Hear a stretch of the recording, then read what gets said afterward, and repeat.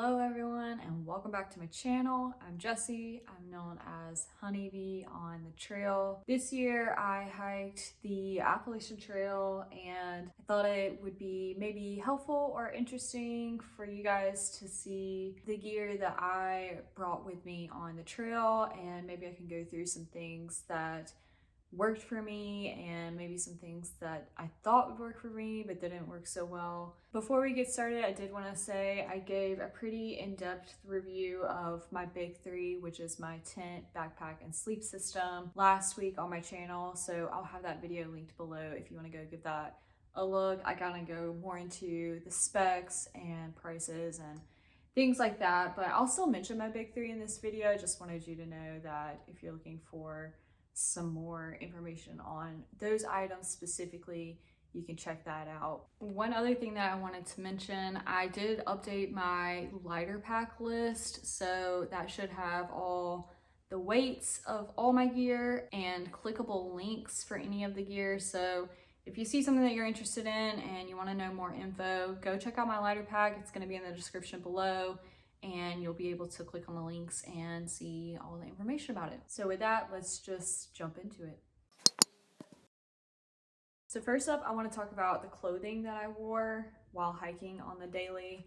Start with my shoes. These are the Hoka Speedgoat 5s.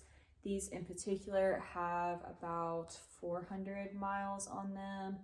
You can see they're looking a little roughed up. Tread looks still pretty good on them, but yeah, just a little beat up. These shoes worked okay for me. I think that there is a better shoe out there for me. I had a lot of problems with my feet on trail. I don't know if it was related to the shoe or just related to walking on my feet for 12 hours a day. Hard to say. I think if I were to do another hike, I would probably test out some new shoes before the hike. I definitely need something with a wider toe box. The Hokas, they do come in wide, but in my experience on the trail, it was hard to find my size in a wide version in a store along the trail. If you were ordering them online, you'd probably be fine, but I didn't think that far ahead, so I kind of screwed myself over, but it's fine. Inside, I did purchase these Superfeet insoles. These are the green ones. I think they come in a lot of different varieties, but I think these are called like the Trailblazers. I could be wrong about that, but that was something that I kind of started early on in my hike just to see if I could take away some of that foot fatigue that I was experiencing, and I did change them out every time I got new shoes. So I think the Hoka Speedgoats are like $150-ish. The inserts were $50, so you're looking at $200. Changed them every 400 to 500 miles, so you're looking at 5 to 6 pair of shoes. So a big chunk of change here. If you have a shoe that you know works for you, I would say whenever you see that shoe go on sale for like a holiday or whatever reason, I would buy it up and just have a stockpile at home, have somebody ship them out to you. I would say the Hoka Speedgoats are definitely one of the most popular shoes on trail. I saw them everywhere, know tons of people that love them. I really loved how cushiony they were, but I think for me, I just need a wider shoe, so I might look into some other options there. And something else to mention, other popular shoes on trail like the Ultras and the Tobos, you can get them in a 0-drop shoe.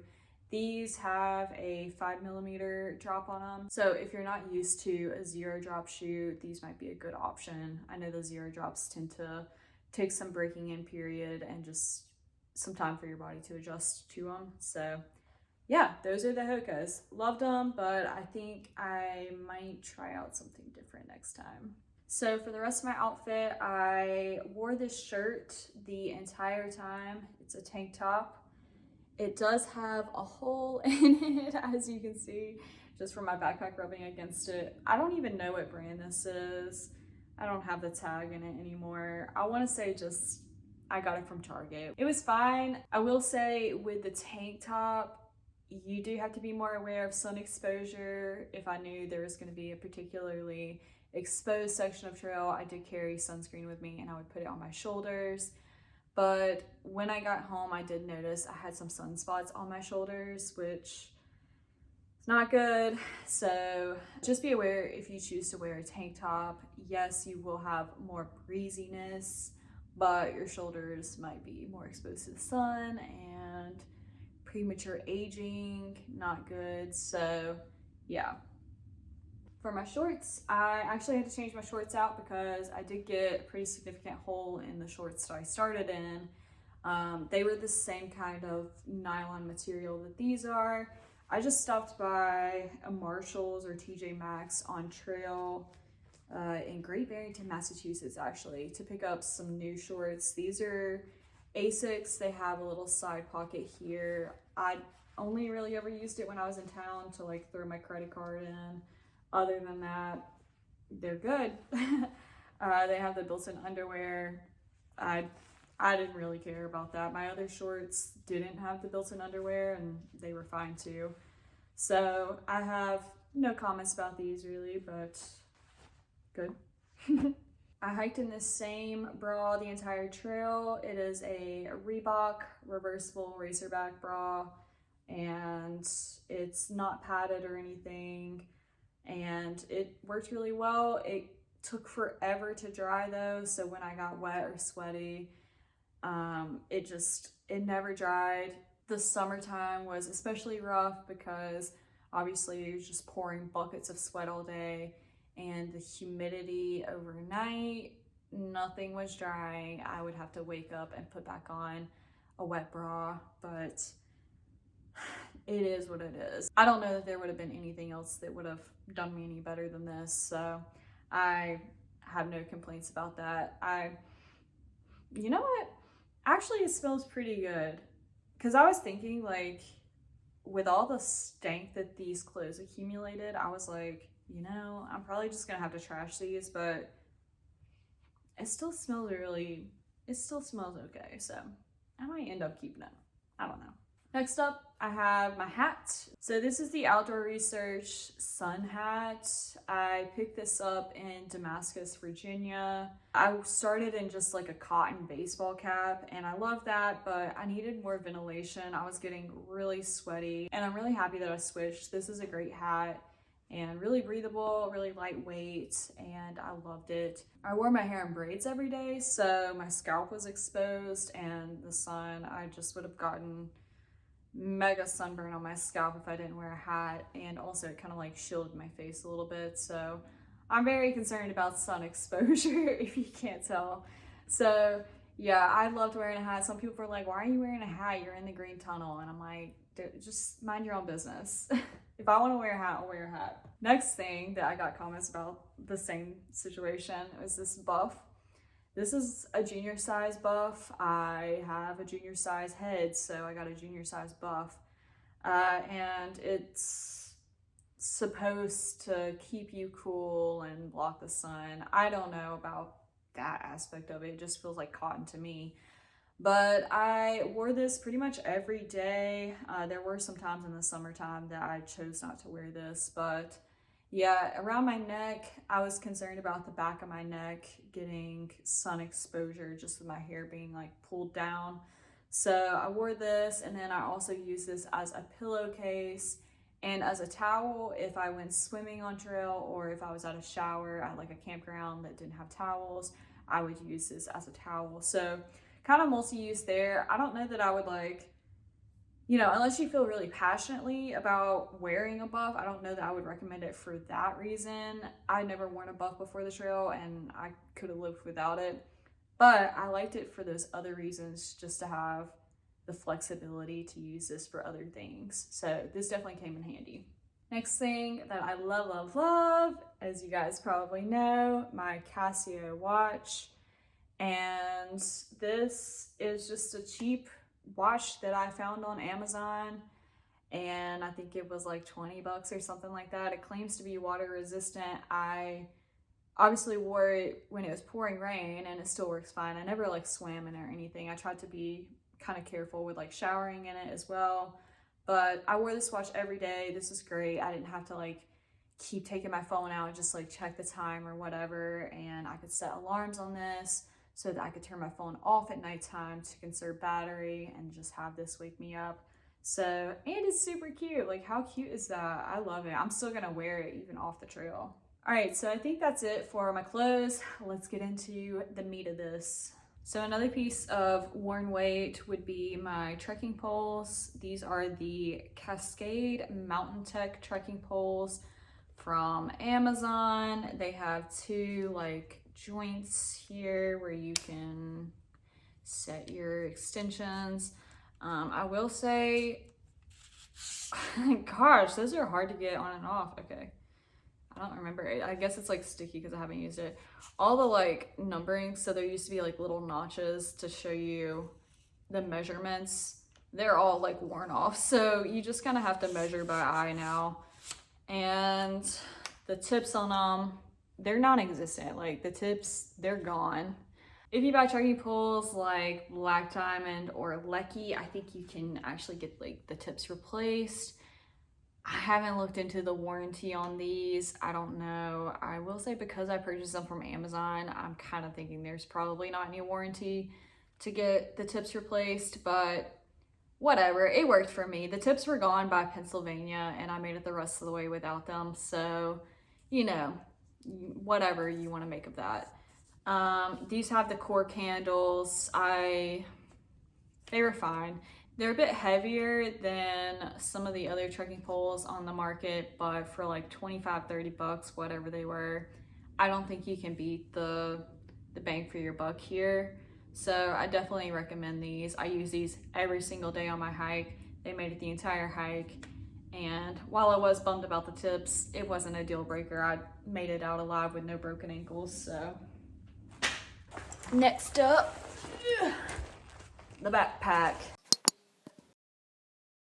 This is the ULA Ohm 2.0, 63 liters, and just a chunk of a backpack. She can hold a lot.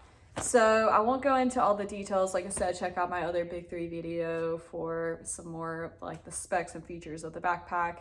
But I'm just I have the backpack fully loaded with all my gear. I'm gonna discuss as I unload. I'll start with what's on the outside of the pack. So, starting here, I have my Garmin InReach Mini. This is a personal GPS locator tracking device beacon thing. You can send messages on it. You have to buy a monthly plan. The device itself is expensive. The monthly plan is expensive. The peace of mind is priceless. I didn't use mine very much.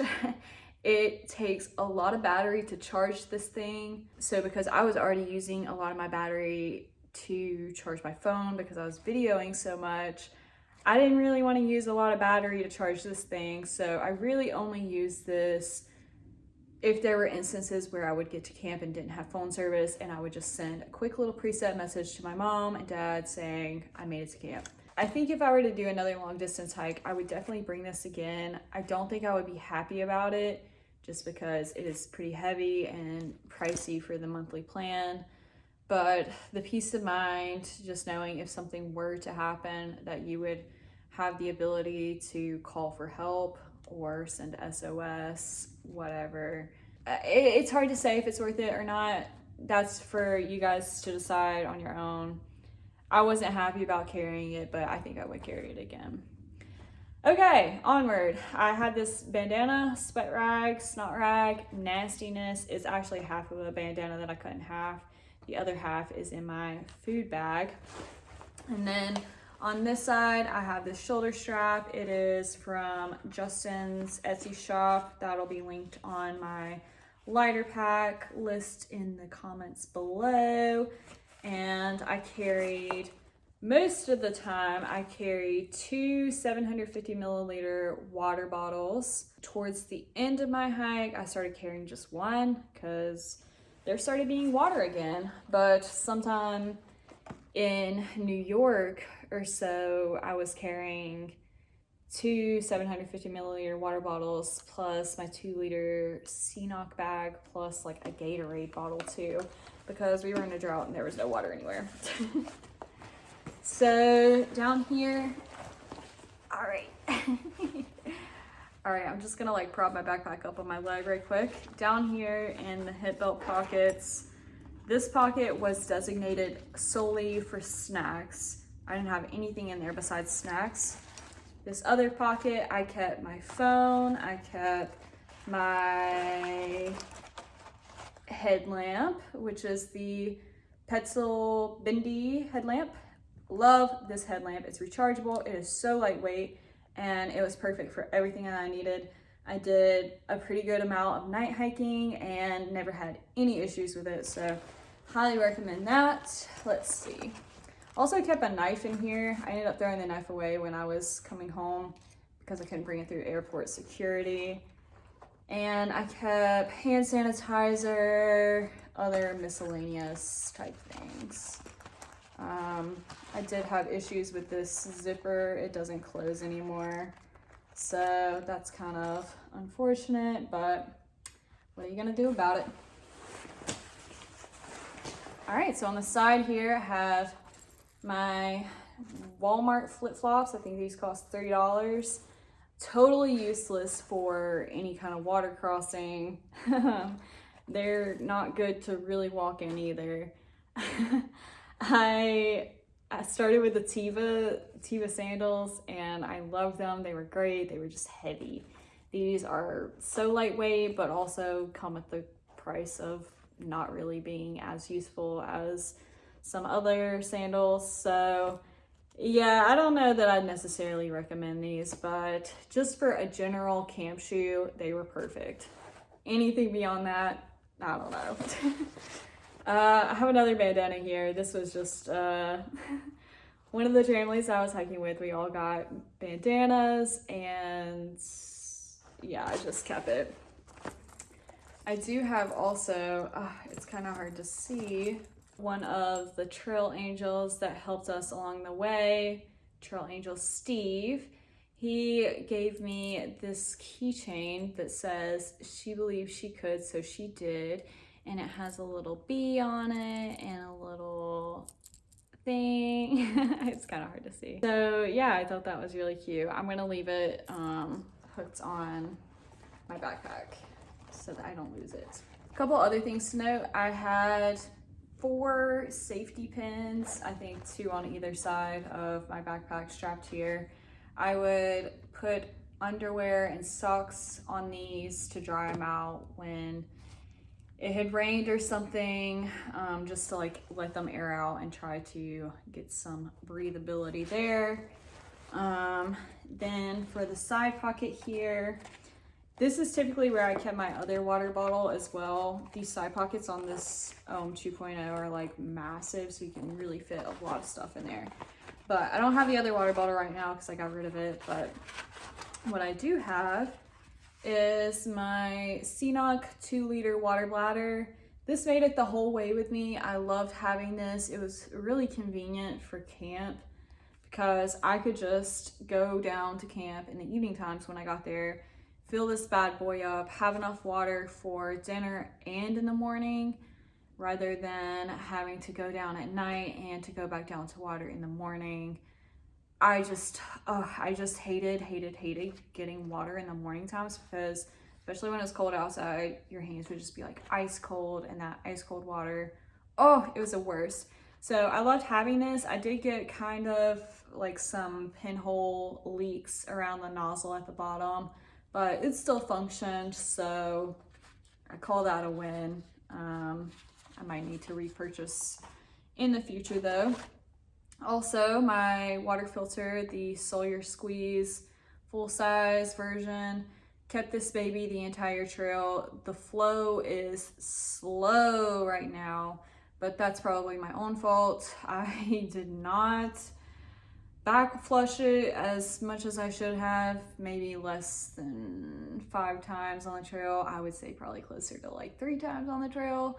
So it was very slow. I constantly complained, but I didn't do anything about it. So it's my own fault. Still works great though. I mean, like as far as functionality, it still filters water. So call that a win. This is my little tripod. This is the Ultrapod, I think, tripod, and a little Manfrotto phone clasp. And I use this, obviously, if I wasn't doing YouTube videos, I would not have brought this. I probably didn't use it enough to make it worth bringing, but when I did use it, I was glad that I had it. Next up, I have this crystal light container that I took the label off of and added some reflective material so that when it's in my tent at nighttime, I can actually see it. But this is my glasses case. So I kept my contact case in here, which always leaked, so I had that in a plastic bag. And then I kept my glasses cleaner down at the bottom. I'd have my glasses in here normally. And then a little thing of sunscreen that I replaced. This is just a 1 ounce tube of sunscreen. I had to replace it a couple times on trail, but I wanted to keep that in my outside pocket. That way I had easy access to it during the day. And that was just a good way to keep my glasses safe without having to carry a whole glasses case. I could carry this crystal light container and then put other things in there as well. So that's kind of it for this pocket. Let's see what's in the other one. Okay, so on the other side, I have my Kula cloth. This is my pee rag. And I did lose the one that I started with. I know exactly where I lost it at. I'm not gonna say where, but I remembered when I got to camp that night, I was like, I peed earlier and I just set my Kula cloth on a rock and left it there. So I don't know, hopefully somebody found it, maybe they needed it. But I ordered another one. I loved having a Kula cloth. It sucks to have to take off your backpack to pee, but it is what it is. Some women carry like a pee style. I never got on that train, but you know, if it works, it works. I think it's just personal preference. I was happy with this. I wouldn't do it differently. Like I said, again, I have some more safety pins here on this cordage. And then in this pocket, obviously you can see I have my poles for my tent in here. And let's see what else. I have my trowel, which is to dig my cat holes for pooping. And on my trowel, I put duct tape. A lot of people put duct tape on their trekking poles, which I've never really understood the significance of doing that, because I don't know, your trekking poles are a lot more exposed to the elements than your trowel would be. So I feel like the duct tape maintains its integrity a little more. But anyway, so I put my duct tape on my trowel handle because the trowel handle is sharp as is. So it kind of makes it easier to grip. And I used a little bit of duct tape. I didn't use hardly any of this that I brought, and I didn't even bring that much, but yeah, I didn't use much duct tape on the trail, so don't overpack duct tape. You won't need it. But yeah, trowel, great for digging cat holes. Along with my trowel, oops, dropped something.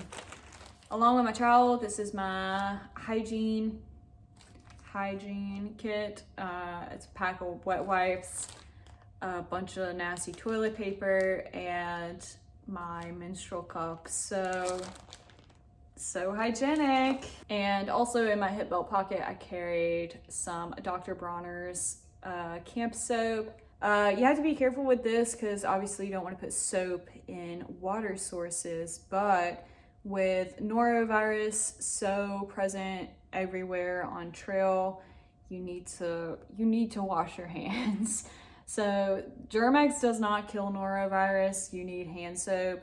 And that was another situation where I was very thankful to have my CNOC water bladder, because I could just hang it up from a tree, let the water drip out, and wash my hands with the soap. I only needed 1 tube of this. I didn't use a lot of it at all. I ended up giving some of it to some of my friends too. Also carried my toothbrush and toothpaste in my side pocket. I don't know why. It made sense to me to do that, because I would just like leave camp while still eating and then brush my teeth when I took my first break, and I needed it in my outside pocket. I don't know. But yeah, so I carried this little travel size toothbrush and toothpaste. in a little plastic baggie. And I think the last thing in here is my bug lotion. This is the Sawyer Picaridin bug lotion, 2 ounces. And I definitely needed this at some points in Virginia, Pennsylvania area, I think. But beyond that, I could have and should have just thrown this away. I didn't use it at all, probably like the last 2 months of the trail. There was like a 3-week period where I needed bug lotion, but that was enough to have me scared enough to carry it the whole way. So in the outer mesh pocket, I also tended to stuff a lot of stuff in this pocket. Normally it was full of like food too. I would carry like my food for the day, like lunch and snacks and stuff in here. So my handy dandy Frogg Toggs, controversial. This is my rain jacket. They're so cheap and so crappy. This one's ripped all the way down the side. I don't know. Let's see if I can show you. Oh yeah. From armpit to bottom seam, ripped all the way down the side. So, you know, it's not high quality. This was my 3rd set of Frogg Toggs that I purchased on the trail. This is actually the juniors version because they didn't have the adult version in my size, and I'm a junior size person, so it worked for me. But I really did want to buy a good rain jacket, but I just could not convince myself to spend over $100 on a rain jacket that wasn't as lightweight as the Frogg Toggs. So I just kept buying the Frogg Toggs. I had the rain pants that came with them when I first started, and they ripped. The whole crotch fell out of them when I was in the Smokies. And so at that point they were kind of useless. So I ditched those, and then what I did, my second pair of Frogg Toggs that I purchased, they only had a medium/large size, which just swallowed me whole. But it ended up working out nicely because the rain jacket was long enough to be like a rain dress. So the jacket was long enough to cover my shorts and kept my shorts dry as well. But the reality of it is, I don't think you need rain pants. I'm just gonna say it. I think the only selling point of bringing rain pants would be for wind protection, but honestly, most people carry some kind of legging with them, so if it was super windy outside, you would just wear that. I can't say that I had any like bad enough days to where I was like, I wish I had rain pants. You know, I don't think I ever thought about the rain pants after I ditched them. I never once was like, I wish I had those back. So I think you can live without them, that's what I'm saying. Also in my outer mesh, I carried my ground sheet. This is a piece of Tyvek, 3 foot by 7 foot, that I used underneath my tent. But also I would use it as a sit pad sometimes. Not really like a sit pad, just a sit cloth. So if I was taking a lunch break or something and didn't want to like put my legs on the ground, then I would just lay this out and sit on that. And I also have my handy dandy hiker tag, number 2020, so iconic. But I think that is it for the outside. So now let's dive in. But before we dive in, let's refuel. All right, I'm gonna set my backpack down so that I can do some digging.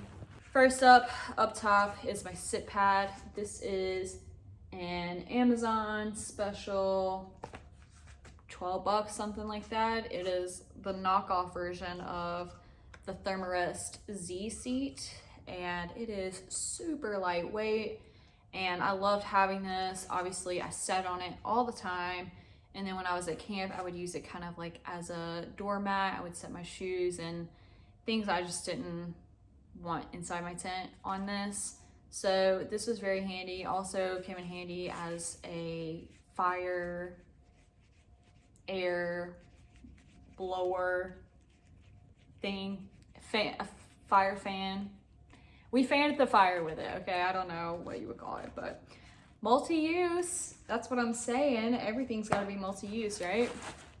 So yeah, I know some people don't carry a sit pad. You could live without it. Yeah, maybe it's considered a luxury item, but I loved it. I would carry it again. So inside my pack, I have 2 Nylafume bag liners. This is to waterproof my pack. I did not carry a pack cover to waterproof it because I didn't want to carry a pack cover to waterproof it. So these worked great for me. Nothing ever got wet. So I call that good. On top, this is just because I didn't have room in my clothes bag, but here's my puffy. Normally I think I would have this in my clothes bag. The puffy that I brought was the Mountain Hardwear Ghost Whisperer 2. This puffy is amazing. It packs down so small. It's a down jacket, 800 fill, and super lightweight. I carry this the whole hike. Some people send their puffies home in the wintertime. I mean in the summertime. I used my clothes bag as my pillow, so this kind of gave me extra cushion on my pillow. And it's just so light that I didn't really see the benefit of sending it home, and I still used it a couple times in the summertime. So I don't know, I loved it, but probably could have lived without it in the summertime.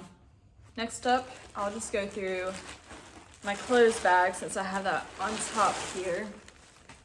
So the stuff sack that I used is the Zpacks stuff sack in a size medium, and I don't know if you can see, but it is just completely shredded.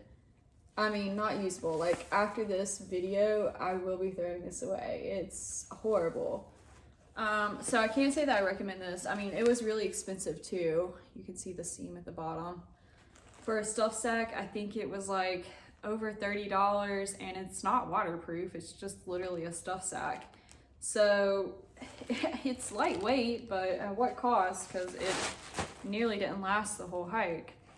Anyways, yeah, I'd probably opt for a different stuff sack next go around. But whatever, I'm just glad it survived this long.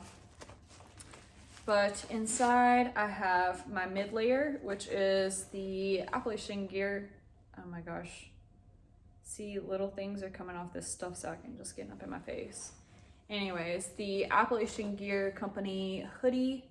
This is alpaca wool, and love this hoodie. I actually had the Patagonia R1 fleece at home that I was gonna get sent to me for summertime, but I loved this hoodie so much that I was like, no, I'm just gonna keep it the whole hike.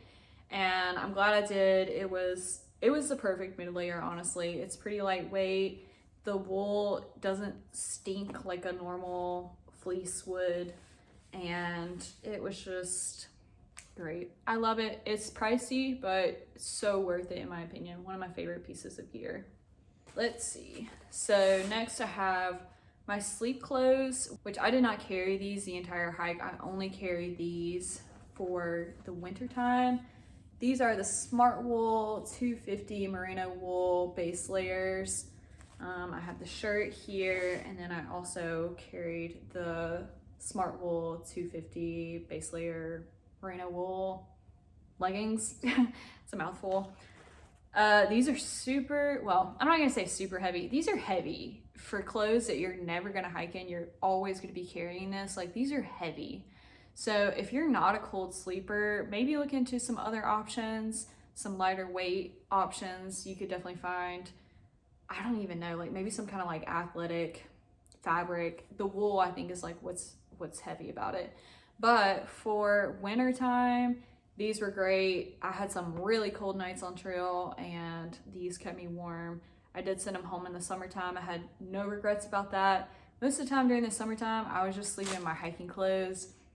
Yeah, that's gross, but we're gross, you know? Like, I don't know what to tell you. Like, everything out there is gross. People who are like, I need to change into clothes to like feel clean to go to sleep, and I'm like, you're not clean, so like any clothes that you change into are not gonna be clean. So I don't know, whatever you need to do, but I just slept in my hiking clothes most of the time. So I also carried this Carhartt beanie in Hunter's Orange because why not? I sent this home during the summertime and then had it sent back towards the end of my hike because my sleeping quilt doesn't have a head box on it, so I use this to sleep in and to hike in most mornings, and yeah, I loved it. Next up, these are leggings. They're LL Bean. This was kind of a spur of the moment purchase. I was in somewhere, Massachusetts, I think I had one cold and windy day, and it was cold enough for me to be like, I need leggings to hike in. So I picked these up. I will say these are pretty lightweight, so even when I wasn't wearing them, you know, obviously having to carry them, they didn't add that much weight, but I think I could have made it without these. But when I did wear them, I was very thankful to have them. Otherwise, I would have had some cold days. Next up in here is my bug head net. So I'll take it out and show you. I wore this thing approximately 2 times, and neither time that I wore it did I feel like it benefited me in any way. So I would not recommend this actually. So this is what it looks like.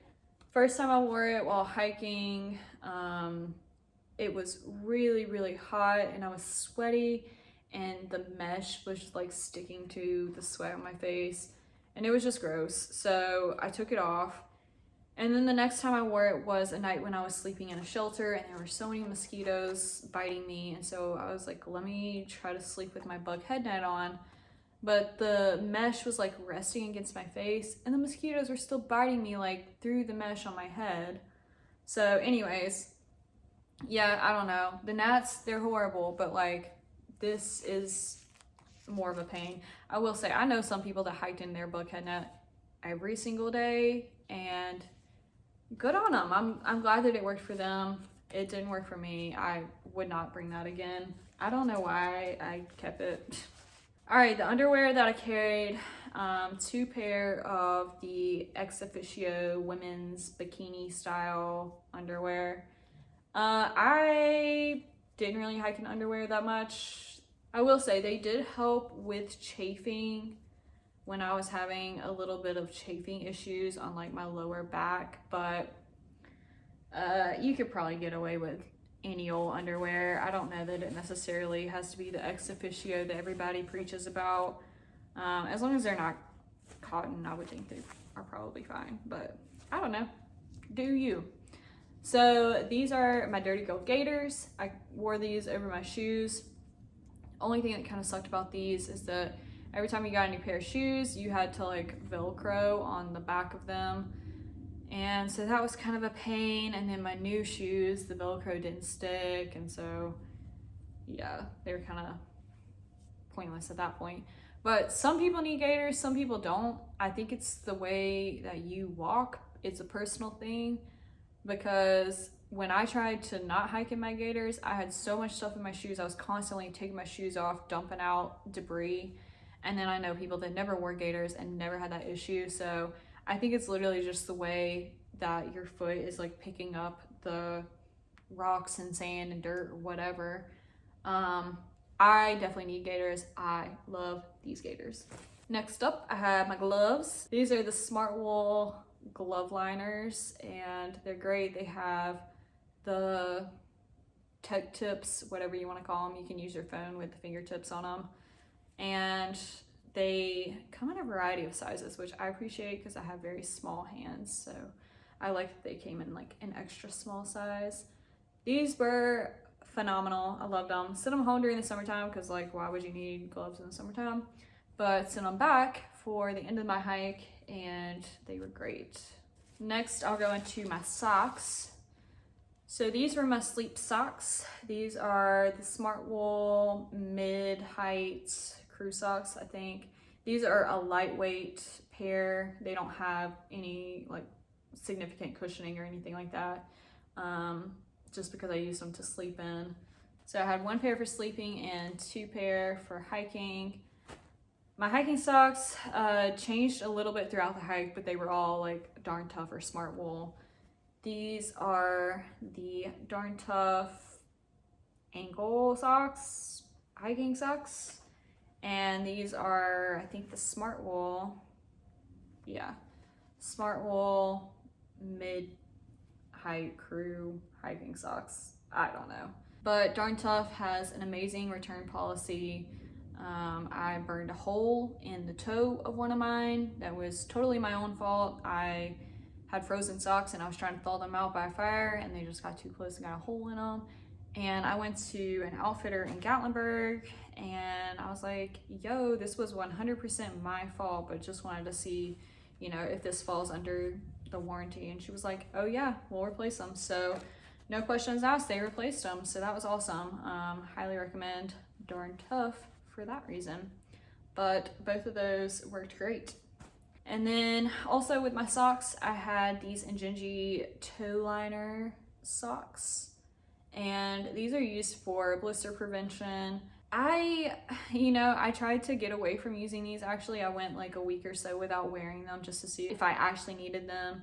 And I did find that I was a lot more comfortable with these on, so I kept them. I think this is another thing that's similar to the Gaiters. It's like totally personal. Some people need them and it's life-changing, and some people don't have any issues and have no need for them. So I would say maybe start without them and see how that goes. If you start noticing discomfort or blistering, then definitely pick some of these up and give them a try, but you may not need them. I don't know that I needed them. I just didn't have the experience before the trail to know whether or not I needed them.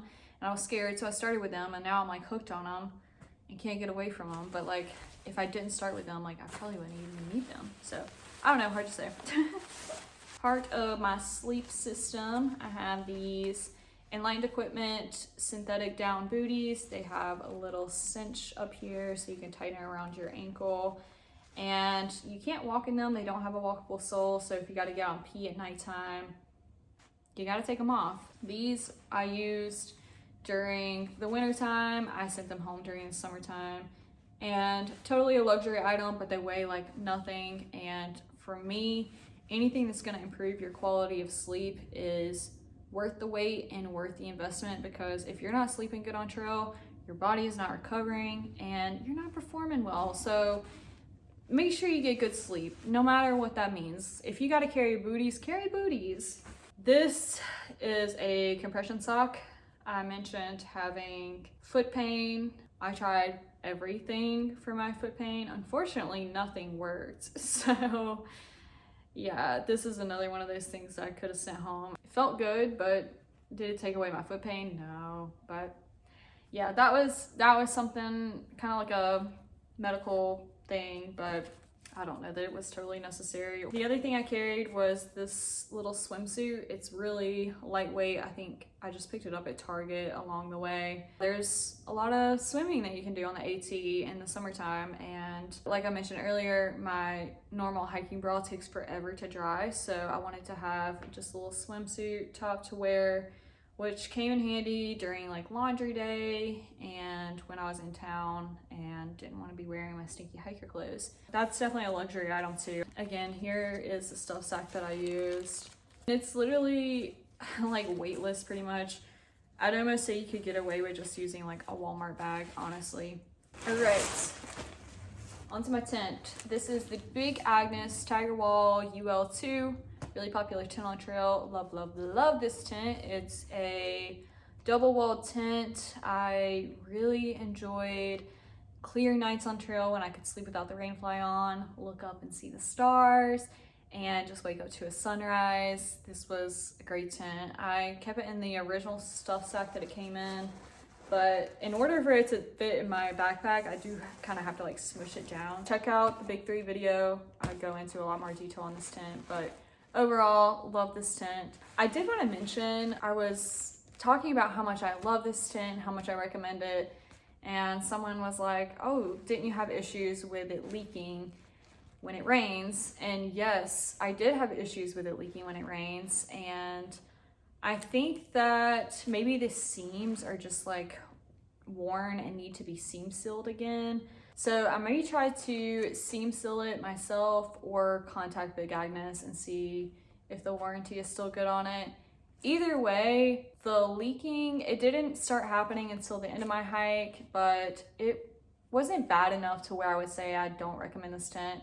I still love this tent so much that I don't want to switch to a trekking pole tent, and I just wanted to mention that because I forgot to mention it when I was doing the big 3 gear breakdown. But yeah, even with the leaking that I had when it was raining, I still love this tent and definitely recommend it. But do your research. If you find another tent that never ever has any issues with leaking, then go for that one. Next up, I have my food bag, which actually still has food in it that I carried on the airplane with me. And one thing I wanted to note too is I actually did carry my backpack as a carry-on piece. I would not recommend doing that. It was like kind of stressful to go through security, just not knowing if any of my gear, like I had to throw away my knife and obviously fuel canister, and also my trekking poles, I was worried if those were gonna get through. They obviously did. But then not only that, but having to like shove the backpack in the overhead bins was quite difficult. So just check your bag. It's not worth it. I don't know why I didn't do that. Anyways, this is my food bag. This is the Zpacks bear bag kit. It comes with rucksack and I think 50 foot of cordage for hanging your bear bag. I love this. This is great. I kind of like put some little designs and some reflective tape on mine just to make it more easily identifiable. A lot of people on trail have the same food bag. I also carried this hot cozy. It's really just an insulated envelope that I flipped inside out so that the reflective part is on the inside. And I just used this for cooking. I did exclusively freezer bag cooking. I would put my little freezer bag in here, put my ramen noodles in here, pour the water, and just let it rehydrate in here. It kept it super warm. And this is like way cheap. I mean, like for a pack of 10, like maybe $8 or something like that. And I used one the entire hike. So I definitely recommend this. I think Hyperlite sells a rehydration pouch for like $45 or something like that. And it's like, yeah, that looks cool, but also it's like way heavier, $45, and like you could just use this. So yeah, definitely recommend doing that. This is a plastic bag with 2 other plastic bags inside of it, 2 Walmart bags. And Walmart bags are underappreciated on trail. Sunrise, my hiking partner, helped me realize the multi-use functions of Walmart bags, but specifically what I love these bags for, towards the end of my hike, in the 100 miles specifically, there are a ton of water crossings, and I was having very severe athlete's foot and just foot issues in general, and the water was irritating my feet so badly. And I was like, I cannot get my feet wet again or else I will not make it to Katahdin. And so then what I started doing, I would take my socks off, take my insoles out of my shoes. I would walk across the water crossings because my flip-flops were inadequate to walk across water crossings. So I had to wear my trail runners. So I'd walk across the water crossings in my trail runners. Then I would put the insoles back in, and then I would put on my socks, put the Walmart bags over my socks, and then put my feet in my shoes. So my shoes were still wet, but my socks were dry, and the Walmart bags helped keep my feet dry. So it sounds so silly and so stupid, and it is, but it worked, and desperate times call for desperate measures. I'm telling you, people, these bags changed my life. These Walmart bags saved my hike. I would not have made it to Katahdin without these bags. Carry a Walmart bag. All right. I won't go through all of this stuff. Actually, I can talk about some of it. So this is my bag of bags. Got some freezer bags in here that I use for cooking. Lots of Noon tablets. These are caffeinated Noon tablets. These are non-caffeinated Noon tablets just for extra electrolytes. This is my bag of bars. I've got Clif bars, I've got Slim Jims, I've got Kind bars, I've got fruit snacks. And this is my other bag of food. Some Honey Stinger waffles, some Clif Blocks, some Goos, all that stuff for maximum hydration. And here's my bag of tuna. just tuna. Kind of gross. And here is the rucksack that my food bag came with. Actually, I lost the rucksack that it came with. I had to buy a new one because my other one got stuck in a tree. But here's what the cordage looks like that it comes with. This is like super strong cordage. Can hold up multiple bags if you wanted to. So that's that. The spoon that I used, it is not clean because I never cleaned it. This is the Toast Titanium long-handled spoon, and very good. Spoon versus spork, a hot topic. I'm a spoon gal, but I knew some spork people, and I knew some spork people that converted to spoon people, so I don't know, you do you. Here's my pot. This is the Toast Titanium 550 milliliter pot. Everybody was like, oh, your pot's too small. You're not gonna be able to eat, your pot's too small. You know what, I made it work the whole hike. Me and my little 550 milliliter pot. This is like 2 cups, I think. Inside I usually carried a fuel canister. I didn't use hardly any fuel. I bought 3 fuel canisters my whole hike. I started with an 8-ounce fuel canister because that was the smallest size they had in my local REI. That 8-ounce fuel canister lasted me all the way to Harper's Ferry, which is the halfway point of the AT. So I used 8 ounces for half my hike, and then I used 2 4-ounce fuel canisters for the remainder of my hike. So in total, I used 16 ounces of fuel for my whole hike. Do the freezer bag cooking, people. It helps, and you don't have to pay for fuel. So anyways, this is my pot. The 4-ounce will fit inside the 550 milliliter pot. Here's the thing, if you're cooking in your pot, it's probably not big enough for you. But if you're doing freezer bag cooking, this is big enough for any amount of water that I needed for freezer bag cooking, and I just poured it in the freezer bag. Here's the other half of my bandana. I just used it to keep everything dry in there. And here is the stove that I used. This is the BRS something other stove. And just got it from Amazon. I probably didn't need to carry the little packaging for it. You can see the packaging itself is like pretty shredded, and probably just not totally necessary, but I wanted to be sure to keep it clean and dry, just make sure it didn't have any issues. It is super tiny and super lightweight. This is what it looks like when it's folded out.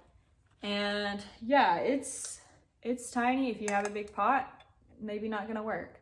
If the wind's blowing too hard, maybe not gonna work. If it's too cold, maybe not gonna work. I'm joking a little bit, but kind of not. Yeah, it's little, it struggles sometimes, but with that being said, I never had a night where I didn't get it to work. It's just a little sensitive and a little needy sometimes, and you might have to work with it, but it's fine. All right, so that's the cook system. So here I have my journal that I carry, luxury item for sure. I think it's about £1. It's hardback. I don't recommend this for everybody, but journaling is very important to me. I did do it a lot on trail. I'm really thankful that I had it. This was gifted to me. If I were to do it over again, I would just buy a softback small journal, but it's cute and it's fine. Also in this bag, I didn't have any like dry bags, so I just kept everything in Ziplocs. Just some things that I kept. I picked up a sticker from Mount Washington while I was up there. Here is my AMC card in the whites. I only stayed at one AMC shelter. You have to pay for them, so and I got a postcard from Mount Washington. This is a birthday card that almost made me, and so cute. Love that. A birthday card that Sunrise's mom sent me, which was sweet. And just, yeah, some miscellaneous things. This is a card from my parents when I started, and a little postcard. So call me crazy. Most people wouldn't choose to carry that kind of stuff, but I thought it was special, so I did. And next up, my really classy looking electronics bag. Here we have 2 Ziploc bags because you know how important it is to keep your electronics in tip-top condition. So if I were to do another hike, I would definitely buy a dry bag for my electronics, but I was too far in and I didn't want to. So I carried the Anker 20,000 milliamp battery pack. This is very heavy and a lot of battery, probably like, I don't know, 6 to 8 charges on this battery pack. If you're not doing like a lot of video and you don't need a battery pack this big, you could probably just use a 10,000 and be fine. I also carried this Samsung SSD portable storage. It's how I backed up my videos. Again, if you're not doing videos, like, you probably don't need all that. This is for the Samsung. I used a 2 USB port plug-in. That worked fine for me. I had my phone charger here. I have my cord to connect my phone to my external storage. And then this is to charge my battery pack, my Garmin, and my headlamp. I actually lost the cord that I started with. It was really small. It was like this long. And somebody had an extra one of these and gave it to me. Boombox, shout out. So I actually prefer having the longer cord. I was constantly having to rig up my battery pack to get the cord to hang properly because the cord was like so short and the battery pack was so heavy it would just pull the thing out of the wall. You know what I'm saying? So just keep that in mind. Yes, the short cords are lighter, but you know, sometimes that's not what it's all about. Next up, I have my Thermarest Neoair Xlite women's version. This is my sleep pad. It's very gross and growing mold, I think. I don't know. It came with a pump sack. I didn't carry the pump sack because I was like, no. A true ultralighter would not carry a pump sack, even though I'm not a true ultralighter, so I just blew it up every night. It also has a leak in it, but I think it's fixable. I just need to do some TLC with it. This thing is good.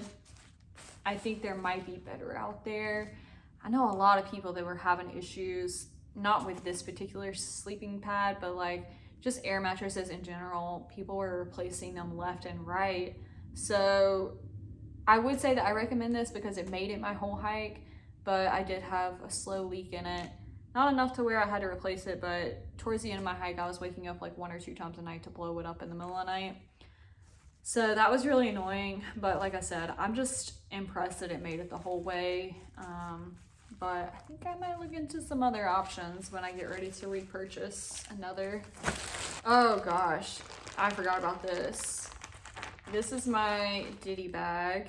Again, why would I buy an actual bag when I can just use a Ziploc? So this thing is just a dumpster of stuff. Here's my first aid kit. It's pretty bare bones. I'll just go through it right quick since it's nothing in there really. I have a miscellaneous bag of pills. I got some Benadryl, some allergy medicine, some Aleve, and some whatever that medicine is when you get bit by a tick, doxycycline or something like that. I don't know. I had that too just in case I got bit by a tick. I have 2 Band-Aids. KT tape, which I actually used every day towards the second half of my hike. I was taping up my foot, so that's why I carried that. I have some more allergy medicine in here, some alcohol swabs, and some leuko tape, which Everybody has been very concerned about my pinky toe because in my summit video, there was a shot of my toe and everybody was like, your toe looks like it's falling off. You need to get that checked out or else you're gonna lose your toe. I just had Leuco tape on my toe. My toe wasn't turning black. It was just this Leuco tape. So my toe is fine, everybody. Don't worry about it. But yeah, I guess I could see where that would be a little alarming. So I got my hairbrush. It's really gross, but it got the job done. A little thing of contact solution. This is the wallet that I carried, just a Chum's wallet, lightweight, and that works nicely. Another luxury item is a travel size razor. Also got my athlete's foot cream, went through a lot of that. My bag of vitamin I, this is ibuprofen, and I've got some leftover magnesium pills in there. Tried that out for a minute. I don't know that it made a difference. I've got some feminine products and extra contact lenses in case something happened with mine. Tweezers and fingernail clippers. A big band-aid for when I was chafing, although it didn't help. A little thing of floss that I never once touched, but I had it. Extra bottle cap for a smart water bottle or life water bottle. More allergy medicine and earplugs for sleeping in shelters or hostels with snorers. So that's kind of my ditty bag. That's just like a catch-all of all the miscellaneous stuff that needed to go somewhere. We're getting to the bottom. This is my quilt. This is the Enlightened Equipment Revelation 10-degree quilt. I use this for winter time. Summertime, I had the Jacks Are Better 40-degree quilts and loved both of my quilts so very much. It's very stanky. I need to wash it, but check out my other video for more info on this. All I'll say is this quilt is amazing and I love it. Would highly recommend. Next up, I have my silk liner. This is supposed to add a little bit of warmth. It added maybe a little bit of warmth, not much, but I think I would live without this if I did another hike. I don't know that I'd necessarily recommend it. This is more like one of those personal type items. Like it might work for you, but for me, I don't know. And then lastly, I have my Sea to Summit Arrows Ultralight pillow. This is an inflatable pillow, and I sent this home during summertime and used my clothes bag as a pillow. I actually preferred my clothes bag as a pillow because it was more, it like contoured to my neck better. This just feels like you're sleeping on air. So yeah, it worked for wintertime. I slept fine. But again, it's one of those things you need to invest in your sleep. So if a nice pillow is gonna help you sleep better, get you a nice pillow. All right, I think that's it. It's not even that much stuff. No, I'm joking. It seems like a lot of stuff, but also when you think about it in the sense that you're carrying everything you need to survive on your back, then it's like, wow, it's really like not that much stuff, you know? I hope that was helpful. I also carried my iPhone 12 Pro, which is what I'm filming on right now. Use that for filming all my YouTube videos. So, you know, if you're trying to do videos, you don't need to carry some fancy camera or a GoPro. Yes, they would be cool to have. Yes, you'll have probably better quality video than what I had. But if you're just trying to like record stuff and make memories, then your phone will do the trick. So with that, I hope you guys enjoyed my gear video. I know it was so long, but I just had a lot to say. And if there's anything that you want kind of more detail on, or if you have questions about anything, leave them in the comments below and I'll try to get back to you guys or incorporate that into a future video. So just let me know. And with that, I will see you guys later. All right, bye.